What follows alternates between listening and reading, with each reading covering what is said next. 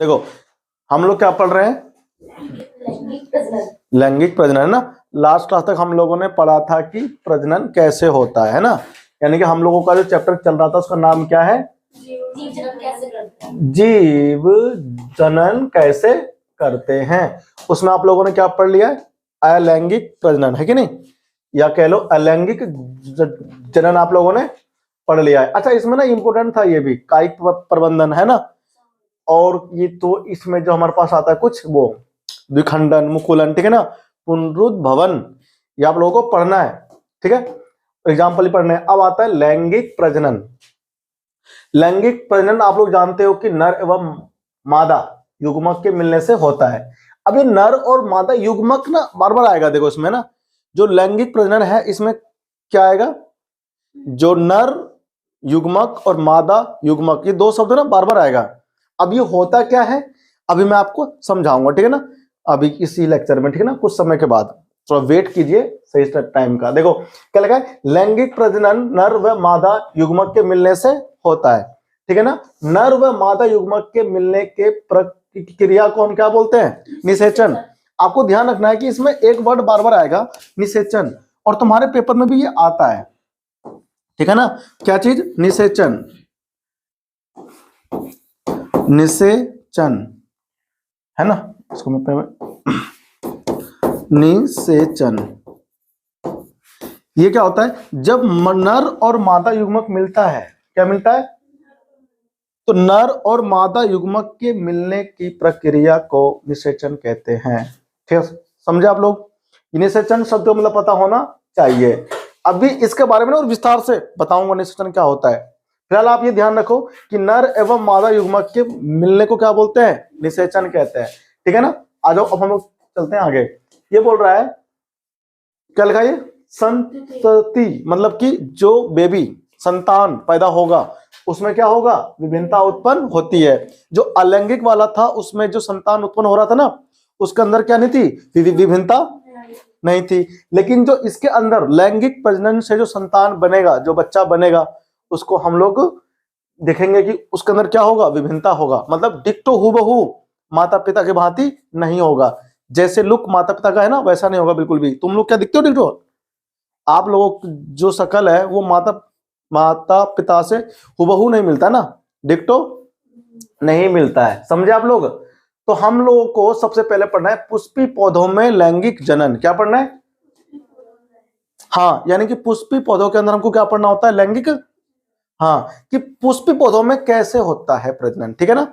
तो यहां पर भी दो प्रकार के फूल होते हैं, एक होते हैं नर फूल, एक होते हैं मादा फूल, ठीक है ना, हम लोग अभी देखेंगे। और उसमें होते हैं, नर फूल में होते हैं नर युग्मक और मादा में होते हैं मादा युग्मक। कैसे खुल गए बैग को गलती से, वहां बैठे बैठे मंत्र मार दिया, बताओ, हाँ आ गया, ठीक है ना। क्या बोल रहा है, फूल पौधे का जनन अंग है। फूल क्या है, फूल जो होते, जब पौधा होता है ना, पौधे में फल लगते हैं, तो फल तो बाद में आता है, पहले फूल आता है ना। तो फूल क्या है, जनन अंग है, किसका, पौधों का। एक फूल के मुख्य भाग होते हैं, देखो भाई फूल के अंदर कुछ भाग होता है, आपको पता होना चाहिए।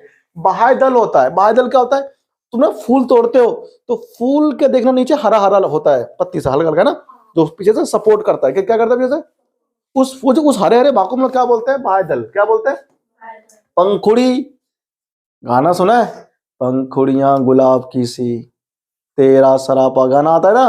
तो पंखुड़ियां ना जो होती है फूल के अंदर तोड़ते हुए करके, गुलाब की जो पंखुड़ी पत्तियां निकालते हुए लाल लाल वो से फेंक देते करके, जो लुटाते हैं ऐसे फेंकते भी है लोगों के ऊपर, वो पंखुड़ियां तो होता है, क्या होता है, तो पंखुड़ियां होता है, गुलाब में लाल होता है, ठीक है ना। स्त्री केसर, हाँ ये इंपोर्टेंट है, स्त्री केसर होता है मादा पुष्प के अंदर, ठीक है ना। और पुंकेसर होता है नर पुष्प के अंदर। पुंकेसर आप इसको ना ध्यान रख सकते हो, याद रख सकते हो ऐसे, स्त्री मतलब महिला, पुष्प पुरुष है ना, पुरुष मतलब कि पुंकेसर। तो पुंकेसर कहां से आता है, पुरुष से, पुरुष मतलब इंसान होता है ना, आदमी, खैर ये इंसान नहीं है, ये तो पौधा है ना। तो स्त्री केसर क्या होता है, स्त्री केसर पौधे का होता है मादा युग्मक, ठीक है ना। और पुंकेसर होता है नर। तो नर के अंदर भी अंदर क्या होता है, युग्मक होते हैं, ठीक है ना, आगे आपको बताएंगे। अब हमारे पास फूल जो होते हैं दो प्रकार के होते हैं, क्या होते हैं, फूल हमारे पास होते हैं कुल दो प्रकार के। एक होता है उभयलिंगी पुष्प, जैसे सरसों हो गया, सरसों का फूल हो गया, या फिर गुड़हल हो गया। इनके अंदर क्या होते हैं, एक ही फूल के अंदर स्त्री केसर भी होता है और पुंकेसर भी होता है। तो पुंकेसर और स्त्री केसर दोनों अगर एक ही फूल के अंदर होते हैं तो उन्हें हम लोग क्या कहते हैं, उन्हें हम लोग कहते हैं उभयलिंगी पुष्प। क्या कहते हैं? और अगर किसी भी एक पुष्प के अंदर, किसी भी फूल के अंदर या तो स्त्री केसर हो या फिर पुंकेसर हो, कोई एक चीज होता है, स्त्री केसर और पुंकेसर में कोई एक चीज होता है, उसे हम कहते हैं एक लिंगी पुष्प। स्त्री केसर और पुंकेसर में से कोई एक ही जननांग, ठीक है ना, अगर है, उपस्थित होता है तो हम उसे बोलते हैं एक लिंगी पुष्प, ठीक है ना। इसका जो एग्जाम्पल तुमको ध्यान होना चाहिए, आपको उदाहरण ध्यान होना चाहिए। पपीता और तरबूज ये इसके बेस्ट उदाहरण है, ठीक है ना। उभयलिंगी में कौन आता है, सरसों गुड़हल। जब तक तुम इसको लिख लिख के देखोगे नहीं ना, आपको याद नहीं होगा। तो पढ़ने के बाद, रिवाइज करने के बाद में आपको याद है या नहीं है, उसको लिख करके देखो रफ कॉपी पर, ठीक है ना। अगर आपने सही से लिख दिया तो आपको याद है, नहीं लिखा सही से, मतलब ठीक से नहीं लिख पाए, पूरा जो था इंफॉर्मेशन आप उसे लिख नहीं पाए, तो उसे वापस से पढ़ो। वापस पढ़ने के बाद उसको फिर से देखो। अगर आपने लिख लिख के देखा ना तो आपको याद हो जाएगा अच्छे से। याद क्या हो जाएगा, आपने समझना है वो फिर लिखना है अपनी भाषा में, ठीक है ना। आपको तो इन्फॉर्मेशन पता होनी चाहिए कि स्त्री केसर क्या होता है, पुंकेसर क्या होता है, ठीक है ना। स्त्री केसर जो होता है पुष्प का मादा जननांग होता है। क्या होता है, जननांग होता है। और जो पुंकेसर होता है वो पुष्प का नर जननांग होता है, ठीक है ना। अब ये काम कैसे करता है सब बताएंगे, ठीक है, आपको डिटेल में। अब आता है पुष्प की संरचना।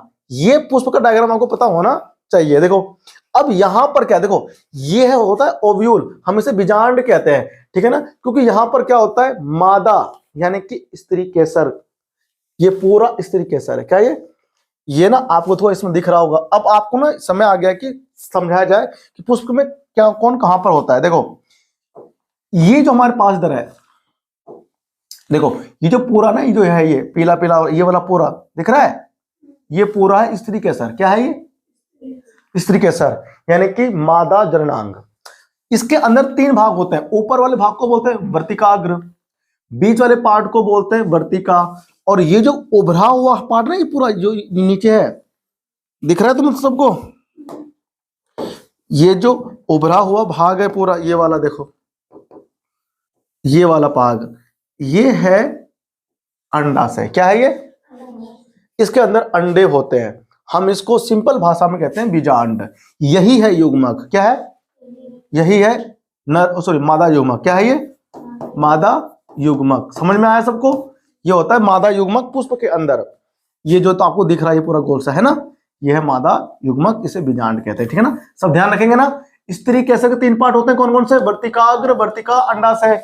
ये आपके फिंगर टिप्स के ऊपर ऐसे होना चाहिए, वर्तिकाग्र, वर्तिका, अंडाशय, वर्तिकाग्र, वर्तिका, अंडाशय मिलकर क्या करते हैं, स्त्री केसर का निर्माण करते हैं। जो अंडाशय होता है उसके अंदर बीजांड होता है, और जो वर्तिकाग्र होता है वहां पर चिपचिपासा पदार्थ होता है। क्या होता है, पानी जैसा है ना, पानी सा नहीं होता है, चिपचिपासा होता है, जैसे मान लो गोंद है, गोंद आता है, ऐसा होता है। वो क्या करता है हम आगे सीखेंगे, ठीक है ना। अब इसी पुष्प के अंदर आपको देखो ये दिख रहा है पूरा, ये दिख रहा है, नहीं दिख रहा है, दिख रहा है ना। अब देखो ये हम इसे बोलते हैं, ये है पुरुष वाला, पुरुष यानी कि पुंकेसर, नर युग्मक बोलते हैं ना, तो नर युग्मक होता है। अब ये क्या है, नर। तो पुंकेसर के दो पार्ट होते हैं। क्या है, एक तो हाँ पराग कोश और तंतु। देखो ये जो लंबी लंबी जा रही है चल करके यहां से, देखो ये जो चल के जा रहा है यहां से, है ना,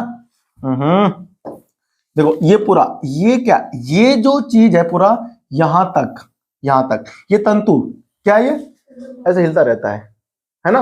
और इसके ऊपर टोपली पर देखो यहां, ये क्या है, ये है पराग कोश।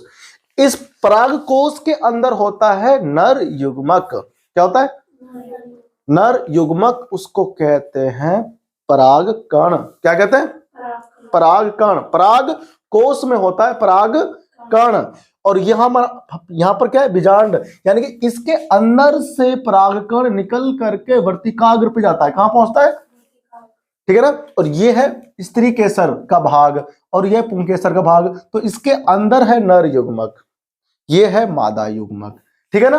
अब हम लोग देखेंगे आगे और कौन कौन होता है। ये पंखुड़ी हो गया, सबको दिख रहा है। पहले बताओ इस पुष्प, बताओ ये पुष्प किस प्रकार का होगा, एक लिंगी या उभयलिंगी है? उभयलिंगी क्यों होगा ये? इसमें दोनों है, स्त्री केसर भी और पुंकेसर भी। ये एक उभयलिंगी पुष्प का क्या है, बेस्ट चित्र है, उदाहरण है, ठीक है ना। अब बढ़ते हैं हम लोग आगे। इतना आया सबको, पुष्प की संरचना आया, ध्यान से देख लो, समझ लो। इसके बाद कॉपी पे घर पे बना के देखना बिना देखे। आप ध्यान से देखो, बनाओ अपने आप बिना देखे, फिर सब कुछ उसमें लिखो। अगर आप लिख पा रहे हो अच्छे से बिना देखे, बना पा रहे हो तो आपको आ गया, नहीं आ रहा है फिर से देखो ध्यान से। अच्छा ये पंखुड़ी होता है, ये हरा हरा जो है बाह्य दल होता है, ठीक है ना। पंखुड़ी हो गया, ये स्त्री केसर हो गया, ये वाला पार्ट है, ये स्त्री केसर हो गया, ये पुंकेसर हो गया। पुंकेसर के दो भाग होते हैं, तंतु और परागकोश, ठीक है ना। परागकोश के अंदर परागकण होता है, ठीक है ना। अभी हम लोग आगे ना देखेंगे, ठीक है। ये ध्यान से देखो, बार बार बना बना कर देखो, बहुत आसान है, सब कुछ याद आराम से हो जाता है। अब आता है बीज का निर्माण प्रक्रिया, बीज का निर्माण प्रक्रिया। अब हम लोग ना यहाँ पर थोड़ा सा तुमको समझाने वाले हैं। देखो क्या लिखा हुआ है, मतलब बीज कैसे बनता है भाई। बीज कहाँ होता है, फल के अंदर होता है ना। फल तब बनेगा जब बीज बनेगा पहले अंदर, ठीक है ना। देखो अब देखो ध्यान से इधर, हमें यहां पर तुम्हें कुछ चीजें सिखानी है। देखो मैं कहना चाह रहा हूं कि हमारे पास क्या है, इधर है, पहले हम देख लेते हैं बीज का निर्माण कैसे होता है ना। एक तो हम लोग बनाएंगे पुंकेसर, ठीक है ना।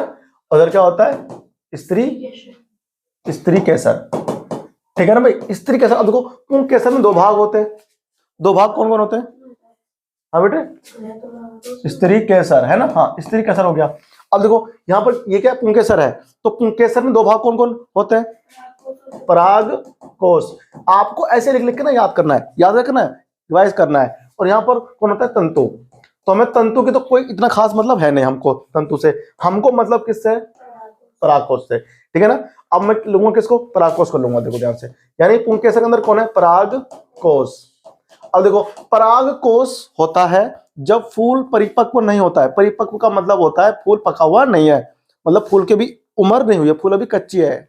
और कच्ची फूल को क्या होता है, वो फूल कच्ची फूल को बोलते हैं कलियां, क्या बोलते हैं, हाँ।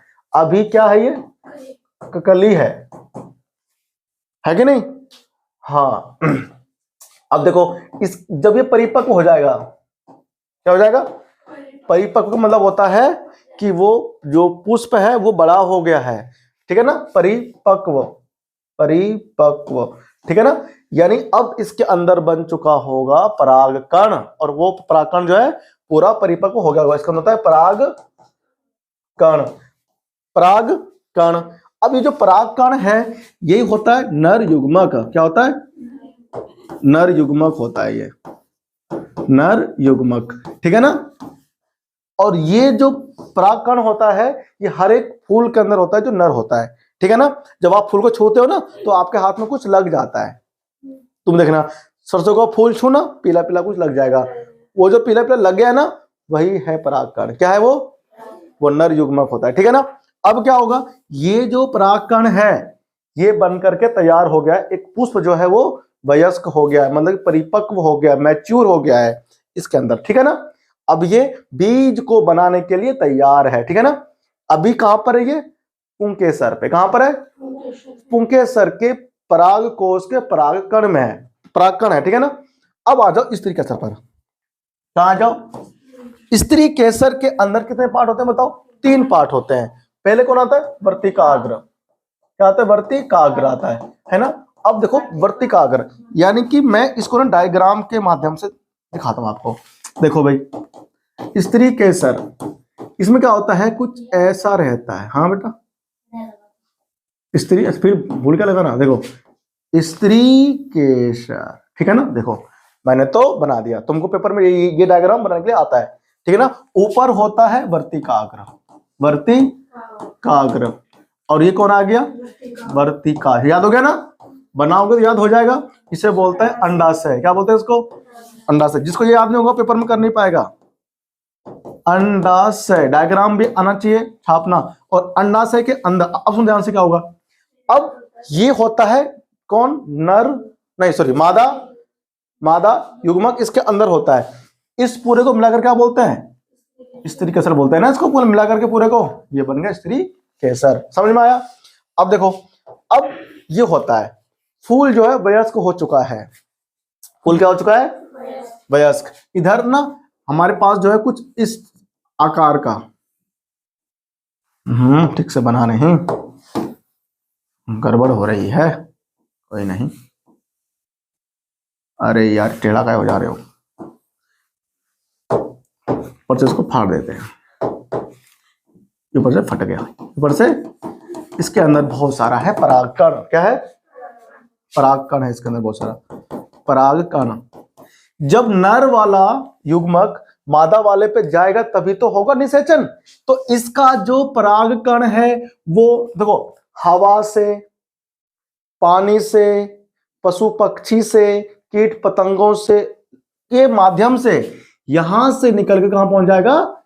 यहां। यानी कि नर युग्मक से परागकण, सॉरी जो नर युग्मक परागकण है वो पुंकेसर से कहां पहुंचेगा?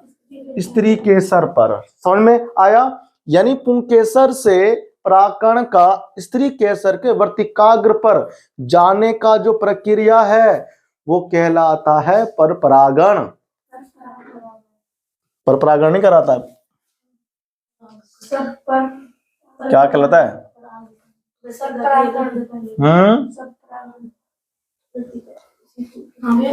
परागण कहलाता है।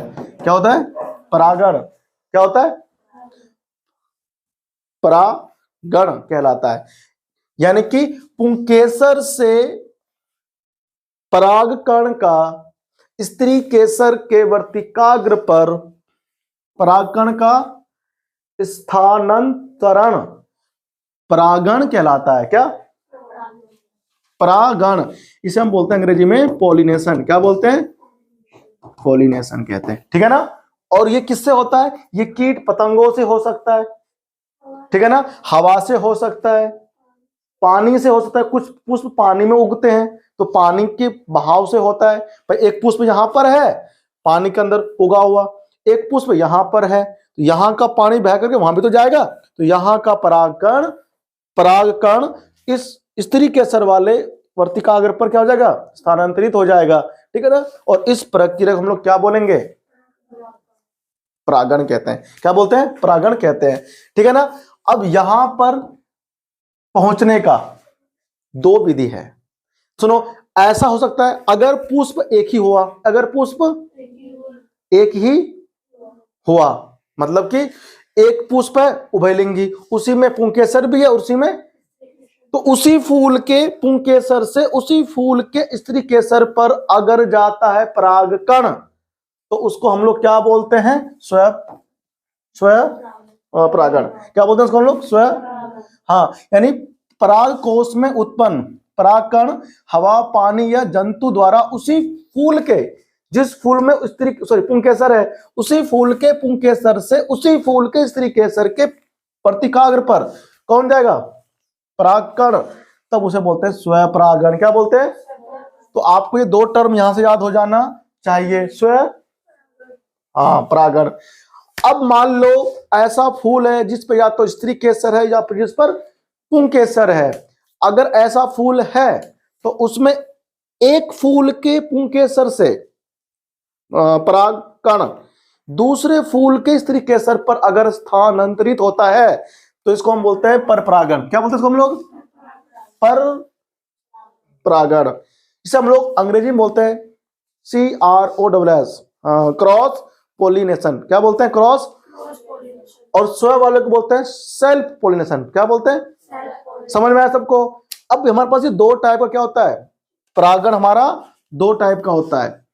कितने होते हैं? दो टाइप के होते हैं। एक तो होता है स्वयं परागण और एक होता है पर अपरागण। ये जिसको याद नहीं है इस चैप्टर में, वो लुल इसका मतलब उसको नहीं आता है चैप्टर, ठीक है ना। ये तुमको आना बोलो चाहिए, सबको आ गया ना, सबको समझ में आ गया, भैया मैं घुस गया।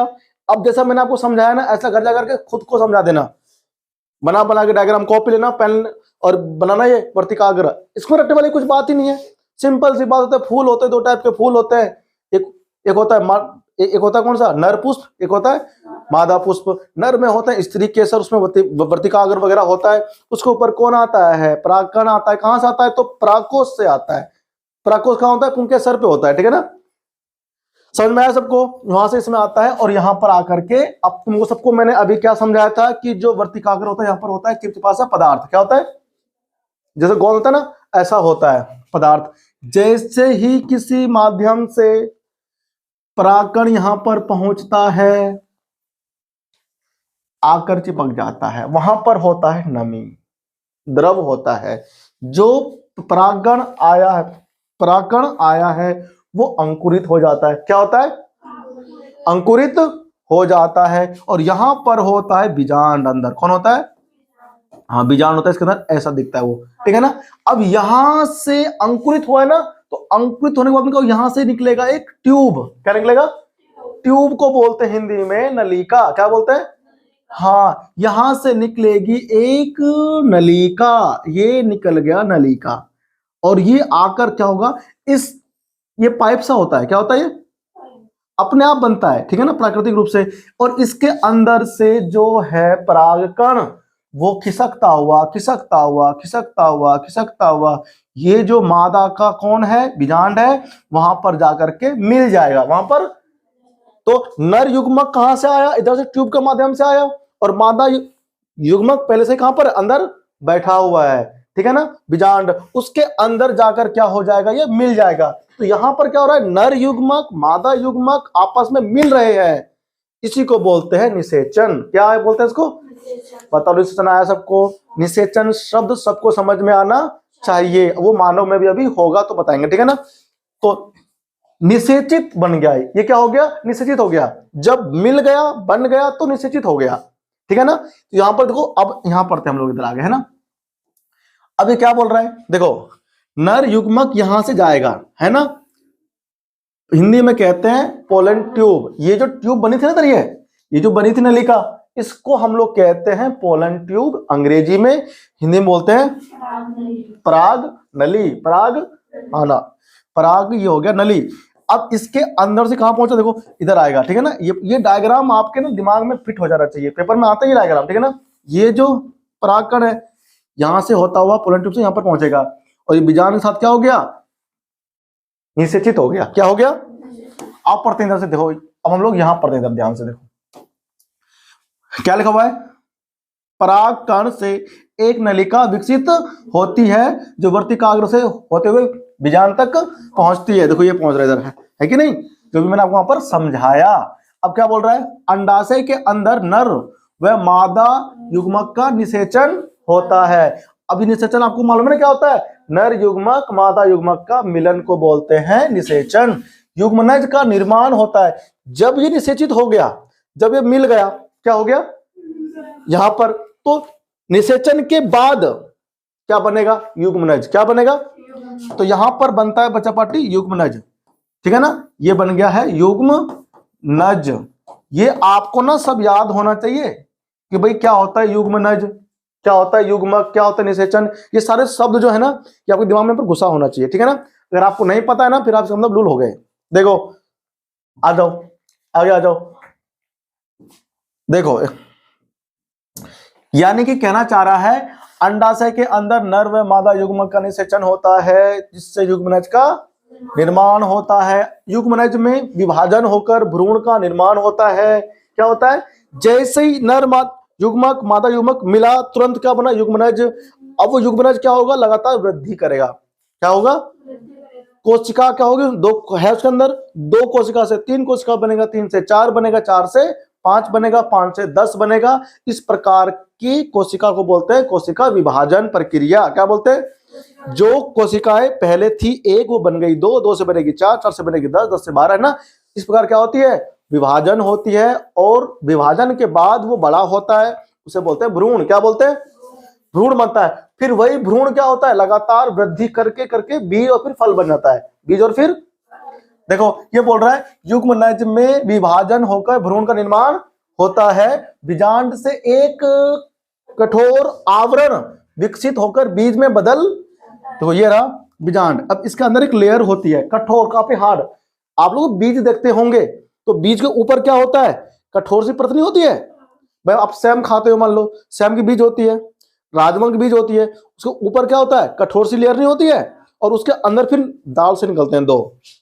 देखा है कभी, देखना वो जो है कठोर लेयर, वो बीजांड के अंदर से निषेचन के बाद विकसित होती है, वो बीज बनता है, ठीक है ना।